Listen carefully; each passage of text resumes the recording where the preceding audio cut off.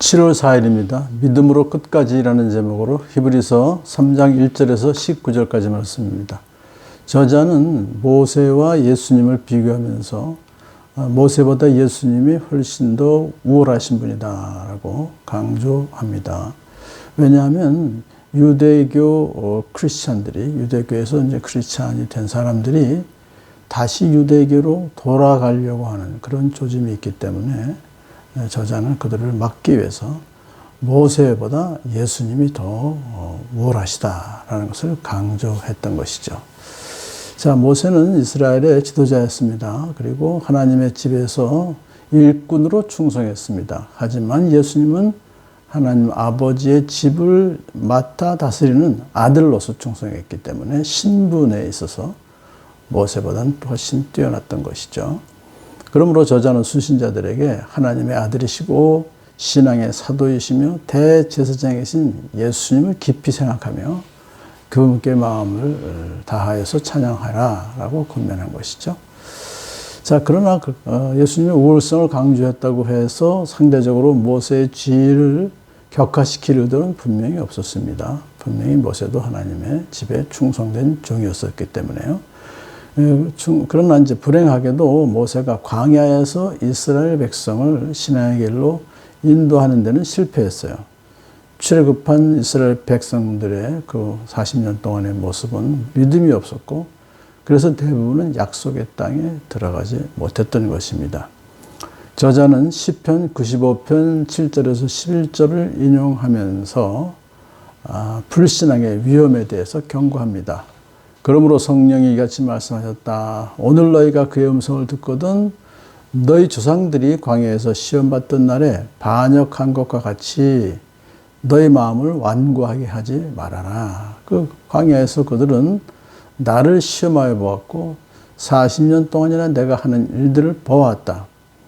그러니까 이제 이스라엘 백성들이 출애굽한 후에 광야 40년 동안 하나님께서 그들을 위해서 많은 일들을 행하셨기 때문에 그들이 직접 눈으로 볼 수 없을 때라도 하나님을 의지했어야 옳습니다만 그들은 매번 자신들이 원하는 눈에 보이는 성과를 요구했던 것이죠. 그것은 하나님을 믿지 않는, 하나님을 떠보고 시험하는 것으로서 하나님이 참신인지 아닌지를 계속해서 시험해보는 불신앙의 행동을 했던 것이죠. 그러므로 하나님께서 그 세대에게 분노해서 말씀하시기를 그들은 언제나 마음이 미혹되어서 내 길을 알지 못했다. 내가 진노하여 맹세한 대로 그들은 결코 내 안식에 들어오지 못할 것이다.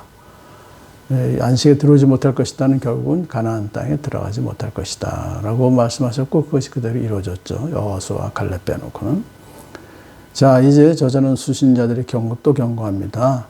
여러분 가운데 믿지 않는 악한 마음을 품고서 살아계신 하나님을 떠나는 일이 없도록 조심하십시오 라고 기독교 신앙을 버리고 다시 유대교로 돌아가지 말라 하는 것을 지금 얘기합니다.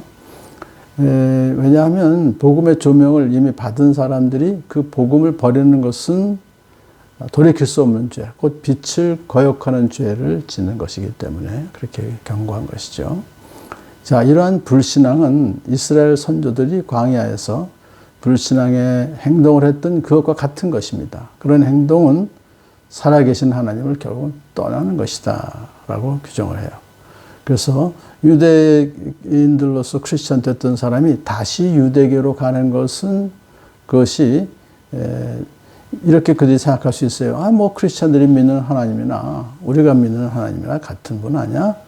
라고 생각할지 모르지만 그들이 다시 유대교로 가는 것은 하나님을 떠나는 것이다. 그렇게 규정을 해요. 왜냐하면 하나님의 최종 계시인 예수 그리스도를 거역하는 것이 떠나는 것이기 때문에 그것은 곧 하나님과의 완전한 분리를 초래하는 것으로서 그러면 안 된다 이거죠. 다시 저자가 권면하기를 오늘이라고 하는 그날 서로 권면하여 아무도 죄의 유혹에 빠져 완고하게 되지 않도록 하십시오. 이 공동체에게 지금 권면하는 겁니다. 한 사람 한 사람도 중요하지만 서로 권면하라.